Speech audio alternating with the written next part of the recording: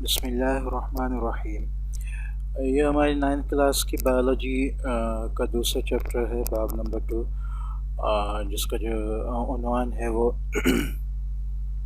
حیاتیاتی مسئلے کو حل کرنا، سالونگ اے بایولوجیکل پرابلم۔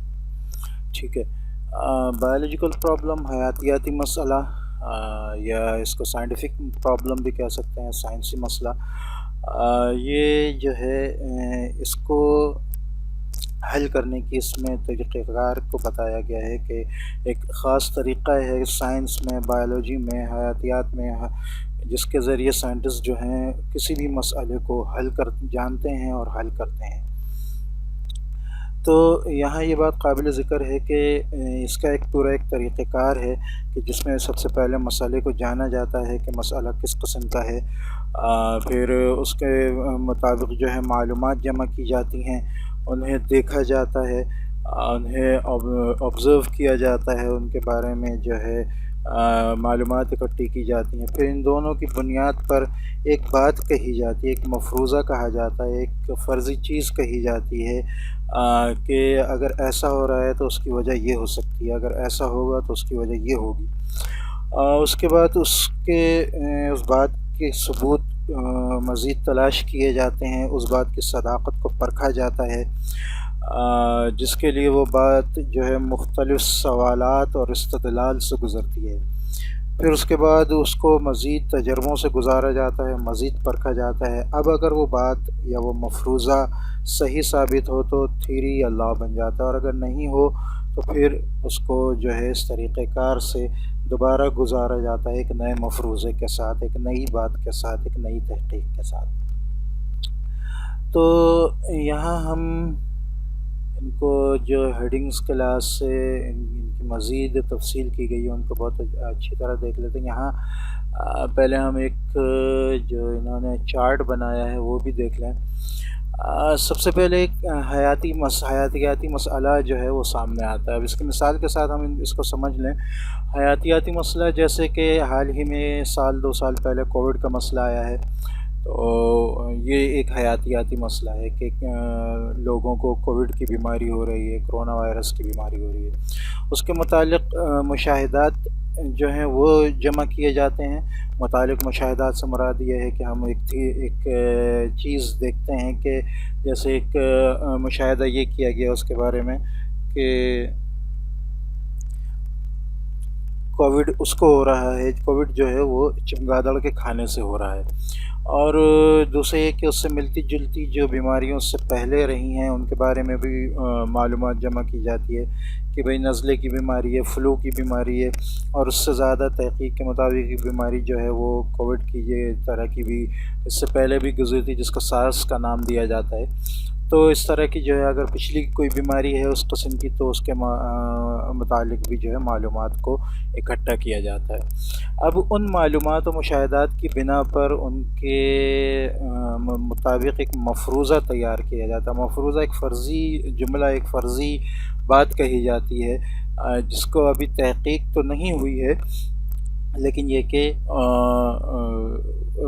پچھلے تجربات اور معلومات کی بنیاد پر ایک بات کہی گئی ہے۔ جیسا کہ یہاں ہم دیکھ لیں کہ اگر کووڈ کی ہم مثال لے لیں تو کووڈ کو ہم یہ کہتے ہیں کہ اس کے بارے میں ایک مفروضہ یہ آیا کہ وہ جو ہے وہ چمگادڑ کے کھانے سے ہوتا ہے۔ اب اس مفروضے کی مزید وضاحت ہوتی ہے استقراری قیاس کے ذریعے اور استخراجی قیاس کے ذریعے۔ یہ آگے آ جائے گا استقراری اور استخراجی قیاس کیا ہے۔ یہ مختلف طریقہ کار ہیں جس کی وجہ سے جس کے ذریعے جو ہے کسی بھی مفروضے کی مزید تحقیق کی جاتی ہے۔ اس کے بعد وہ مفروضہ مزید تجربات سے گزارا جاتا ہے اور اس کے متعلق جو ہے اعداد شمار کو ذخیرہ کیا جاتا ہے، مزید تجزیہ وغیرہ کیا جاتا ہے، مزید تجربات کیے جاتے ہیں، مزید ایکسپیریمنٹ وغیرہ کیے جاتے ہیں، ایک سے زیادہ جو ہے چیزوں پر ان کو پرکھا جاتا ہے۔ اس کے بعد اگر اعداد و شمار اگر مفروضے کے مطابق ہوتے ہیں تو وہ ایک کامیاب چیز ہوتی ہے اور وہ ایک نظریہ، ایک لا بن جاتا ہے، ایک تھیری بن جاتی ہے۔ اور اگر اعداد و شمار مفروضے کے مخالفت میں ہوتے ہیں تو پھر وہ جو ہے واپس دوبارہ مفروضے کی طرف آتا ہے، نئی معلومات حاصل کی جاتی ہیں اور ایک نیا مفروضہ، ایک نئی بات کہی جاتی ہے جس کے مطابق دوبارہ ایکسپیریمنٹ کیا جاتا ہے۔ تو یہ مختصر سا چارٹ ہے حیاتیاتی مسئلے کو بیان کرنے کے لیے، اس کے طریقہ کار کو پرکھنے کے لیے۔ اب ہم یہاں اس کی مزید تفصیل کے لیے ہیڈنگز کی طرف آ جاتے ہیں۔ حیاتیاتی مسئلہ، مفروضہ، قیاس و تجربات۔ حیاتیاتی مسئلہ عالم حیاتیات سے متعلق سوالات کے ایک ایسے سیٹ کو کہا جاتا ہے جن کا حل کیا جانا عالم حیاتیات کے لیے ضروری ہے۔ یعنی کوئی ایک مسئلہ ہے جس کو دیکھنا ہے کہ بھئی اس کو حل کرنے کے لیے پہلے اس کے لیے معلومات جو ہے وہ جمع کی جاتی ہے، تو وہ یہ چیز جو ہے یہ حیاتیاتی مسئلہ کہلاتی ہے۔ جیسا کہ یہاں مثال دی گئی ہے ملیریا کی۔ ملیریا کے متعلق جو ہے پہلے یہ ایک مفروضہ تھا کہ بھئی یہ جو ہے ایک ہوا کے ہونے سے ہوتا ہے، جبھی اس کا نام میل ایریا رکھا گیا۔ لاطینی زبان میں میل کے مراد گندی کے، اور ایریا کے کا مطلب جو ہے وہ ہوا کے ہیں۔ تو یہ ایک مفروضہ تھا اس کا، لیکن اس کے بعد پھر اس میں مزید تحقیق ہوئی، تو آبزرویشن جو ہے مشاہدہ، مسئلے کے حل کی جانب پہلا قدم۔ تو یہاں جو مسئلہ تھا وہ یہ تھا کہ ملیریا ہو رہا ہے، اور ملیریا کا جو پرانا اس کا کہنا چاہیے کہ تھا کہ ایک نظریہ تھا کہ وہ ایک خراب ہوا کے لگنے سے ہوتا ہے، تو یہ قائم ہوا تھا۔ لیکن یہ ایک مسئلہ آیا کہ بھئی اس بیماری سے جان کیسے چھڑائی جائے، اس کا جو ہے اس کا علاج کیسے کیا جائے، تو مزید مشاہدے کیے گئے۔ مسئلے کے حل کی جانب پہلا قدم اس کی وجوہات کا تعین کرنا ہے، جس کے بعد مشاہدے کی بنیاد پر مبنی سوال کا ابھرنا ہے۔ مقصد یہ کہ اس کے مزید مشاہدے سے گزارا جاتا ہے، مزید اس کی تحقیق کی جاتی ہے، تو اس میں دو طریقہ کار استعمال ہوتے ہیں، ایک خصوصیت یا کیفیت والا طریقہ کار ہوتا ہے اور ایک مقدار کی پیمائش والا۔ اس کو ہم نیچے چارٹ میں دیکھ لیتے ہیں۔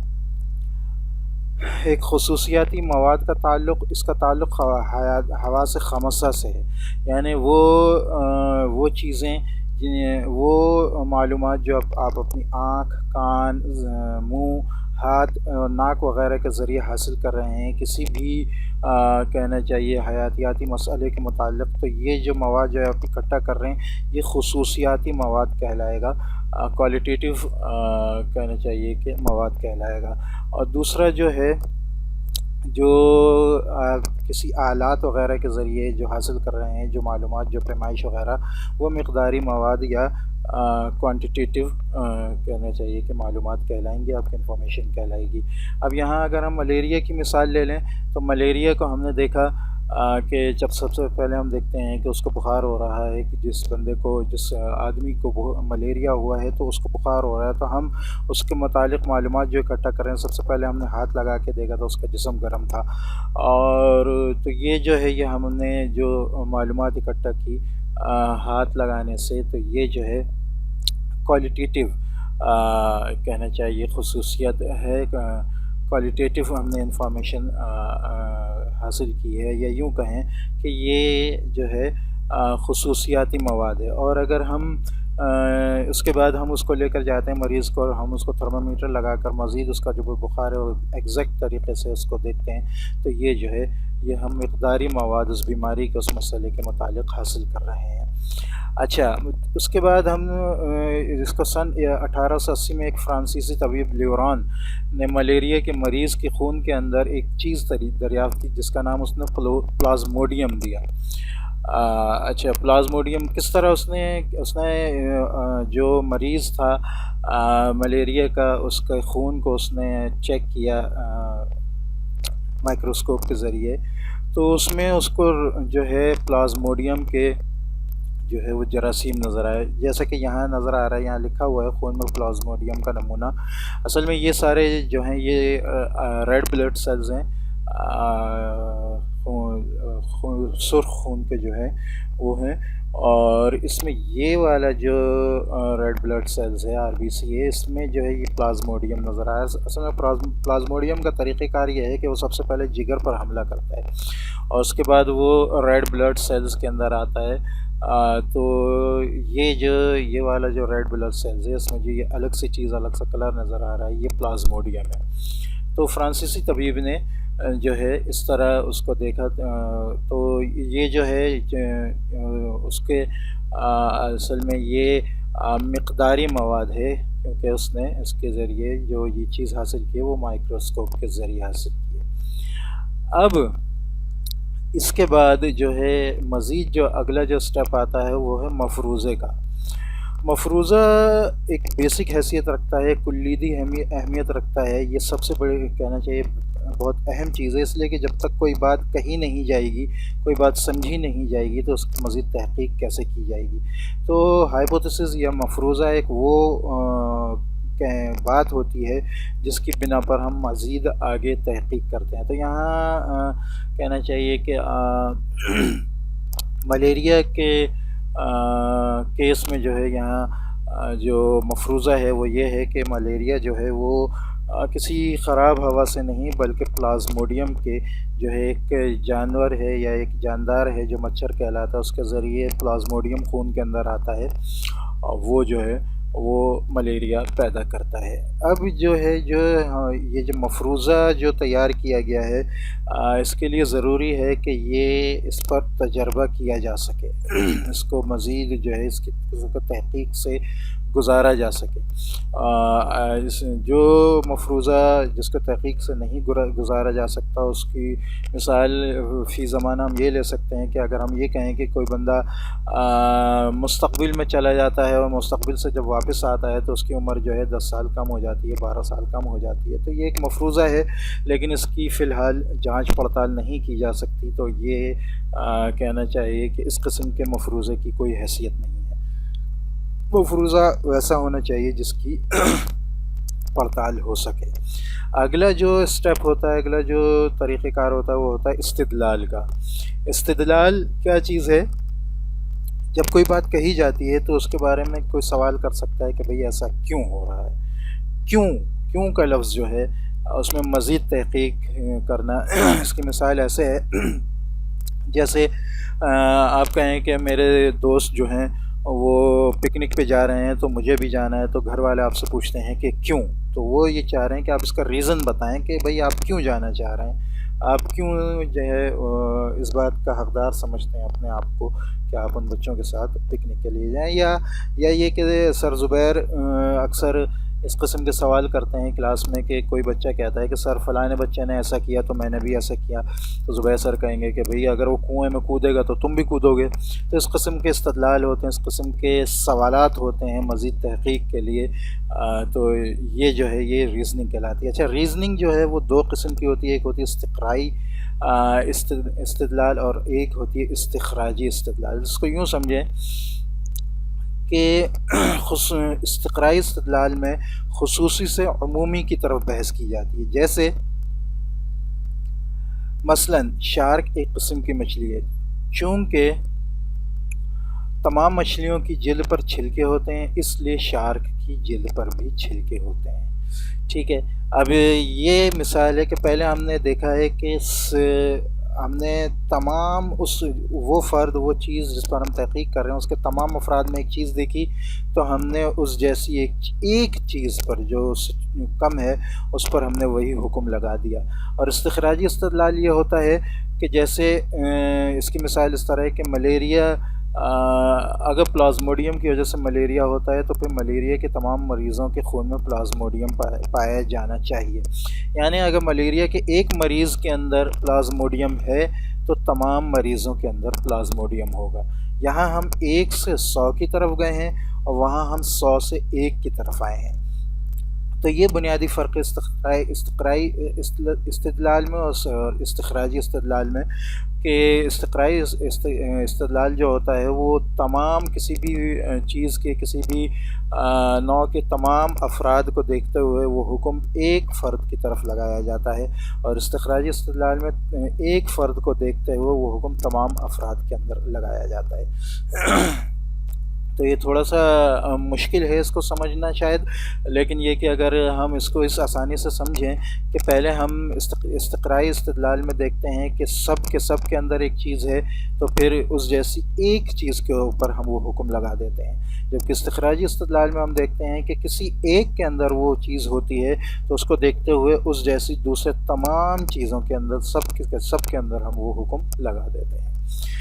نیکسٹ جو سٹیپ آتا ہے وہ ہے تجربے کا۔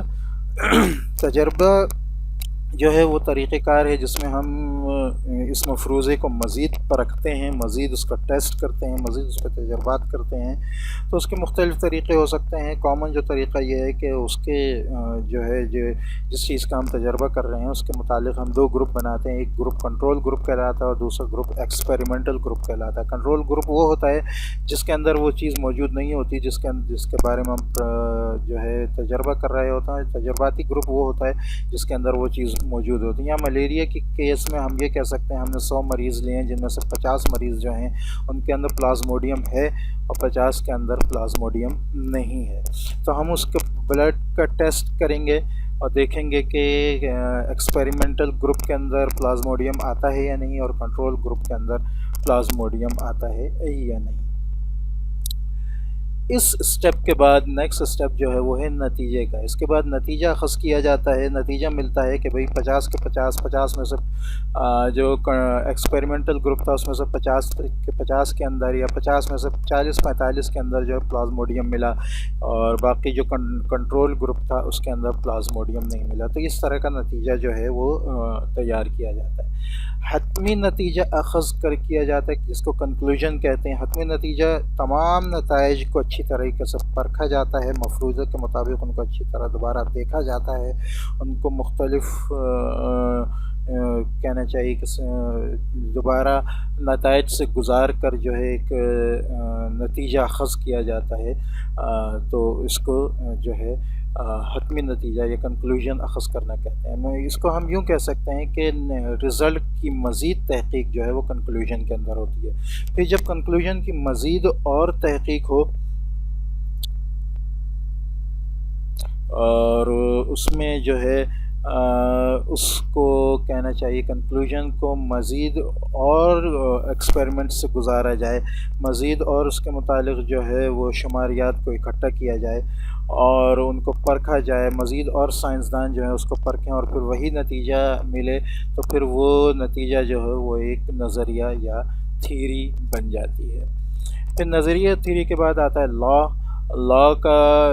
قریب جو ہے وہ اس کے مطابق ہی ہے، نظریے کے مطابق ہی ہے، لیکن اس میں یہ ہے کہ اس میں نظریے سے زیادہ مزید اور زیادہ تحقیق ہوتی ہے، مزید اعداد و شمار اور مزید تجزیے جو ہیں اس کے متعلق جمع کیا جاتا ہے۔ نیکسٹ ٹاپک جو ہے وہ بائیولوجی میں اعداد و شمار اور ریاضی کی اہمیت کا ہے۔ اس کو ہم یوں سمجھیں کہ کسی بھی بائیولوجی کے بہت سے بلکہ اکثر جو ہیں معاملات جو ہیں ان کے لیے شماریات کا ہونا بہت ضروری ہے۔ جب ہم کسی جگہ پہ جا کر ملیریا کے مریضوں کو دیکھیں گے، ملیریا کی مثال ہی لے لیتے ہیں، ملیریا کے مریضوں کو دیکھیں گے تو ہمیں ان کی تعداد کا پتہ ہونا ضروری ہے۔ پھر ان کی تعداد کے بعد ریاضی کا مسئلہ آتا ہے کہ ریاضی کے مطابق جو ہے ہم ان کو جو ہے مزید یہ دیکھتے ہیں کہ جو مریض نہیں تھے ان کا ریشیو کیا ہے، جو مریض تھے ان کا ریشیو کیا ہے، جو کم مریض تھے زیادہ مریض تھے ان کا ریشیو کیا ہے، تو یہ ریاضی کی طرف آ جاتا ہے۔ تو لہٰذا ہم دیکھ سکتے ہیں یہاں مختلف مثالیں انہوں نے، جیسے کہ طرز عمل کے طرائق، وقت کے ساتھ آبادی میں آنے والی تبدیلیاں، تو آبادی میں تبدیلیاں آ رہی ہیں تو یہ بھی اسٹیٹس اور ریاضی سے تعلق رکھتا ہے۔ پروٹینز کی ساخت میں ہم نے مختلف کہنا چاہیے کہ ان کو خلیوں وغیرہ کو ٹیسٹ کیا جاتا ہے، تو یہ اس ہم یہ بھی ایک طرح سے ریاضی اور شماریات کا جو ہے حصہ ہے. جانداروں کے قد کاٹ یہ بھی ناپ تول کے حساب سے اسٹیٹس وغیرہ کا اور ریاضی کا حصہ ہے. معدوم ہونے والی انواع کی آبادی، ان کی آبادی کو دیکھنا، پرکھنا اور ان کی تعداد جو ہے معلوم کرنا. بیکٹیریا کی افزائش کتنی تیزی سے ہو رہی ہے، اس کے لیے بھی اسٹیٹس اور ریاضی کی ضرورت ہے. تو ان دونوں ہیڈنگز میں یہ بات بتائی گئی ہے کہ کسی بھی کہنا چاہیے بایولوجیکل پرابلم کے لیے اعداد و شمار اور ریاضی کا ریاضی کا ہونا بہت ضروری ہے. تو یہ آپ کا جو ہے بایولوجی کا یا حیاتیات کا پورا دوسرا چیپٹر ہے، جو کہ ایک آسان سا تھا، اور اس کا جو ہے اس کا پورا لیکچر جو ہے یہاں بیان کر دیا گیا ہے.